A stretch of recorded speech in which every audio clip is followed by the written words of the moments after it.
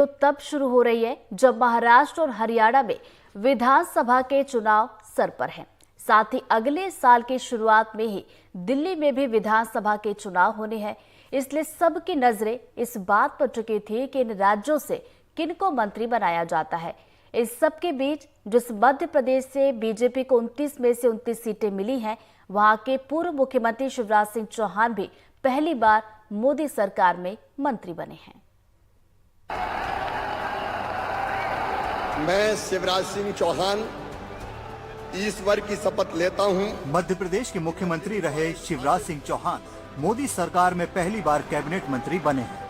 उनको राज्य में बीजेपी की शानदार सरकार बनवाने में अहम भूमिका निभाने और फिर लोकसभा चुनाव में 29 में 29 सीटें जीतने का इनाम मिला है।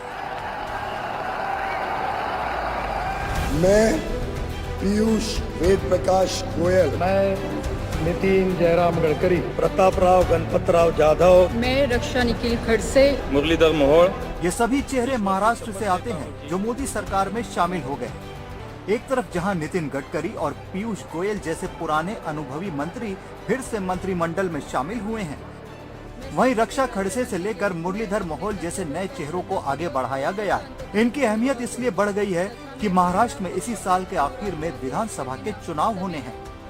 मैं रक्षा निखिल खड़से ईश्वर की शपथ लेती हूँ कि महाराष्ट्र बीजेपी के वरिष्ठ नेता एकनाथ खड़से की बहू रक्षा खड़से राज्य में ओबीसी का एक बड़ा चेहरा है। महाराष्ट्र में बीजेपी के खराब प्रदर्शन को देखते हुए ओबीसी को जोड़ना जरूरी माना जा रहा था। ऐसे में रक्षा से पार्टी की संभावनाओं की रक्षा करने की उम्मीद की जा रही है। मैं भारत की प्रभुता और अखंडता। प्रताप राव जाधव बुल्ढाना से चौथी बार सांसद बने हैं, जिन्हें शिवसेना कोटे से मंत्री बनाया गया है। मैं मनोहर लाल, इंद्रजीत सिंह, कृष्णपाल ईश्वर की शपथ लेता हूँ। हरियाणा में भी विधानसभा का चुनाव होना है, जहां लोकसभा में बीजेपी को भारी नुकसान हुआ। ऐसे में वहां से 3 मंत्रियों को बनाना अगले चुनाव के लिए अहमियत रखता है। बीजेपी की नजर ओबीसी वोट पर है। पहले से ही मुख्यमंत्री एक ओबीसी चेहरा हैं, वहीं कृष्णपाल गुर्जर और राव इंद्रजीत को मंत्री बनाकर बीजेपी विधानसभा चुनाव में जीत की हैट्रिक लगाना चाहती है। मैं हर्ष मल्होत्रा, दिल्ली से अब की बार मंत्री बनाया गया है हर्ष मल्होत्रा को, जो पहली ही बार सांसद बने हैं। दिल्ली में भी अगले साल की शुरुआत में चुनाव होना है। मैं सीआर पाटिल, वहीं गुजरात बीजेपी के अध्यक्ष सीआर पाटिल को भी मंत्री बनाया गया है।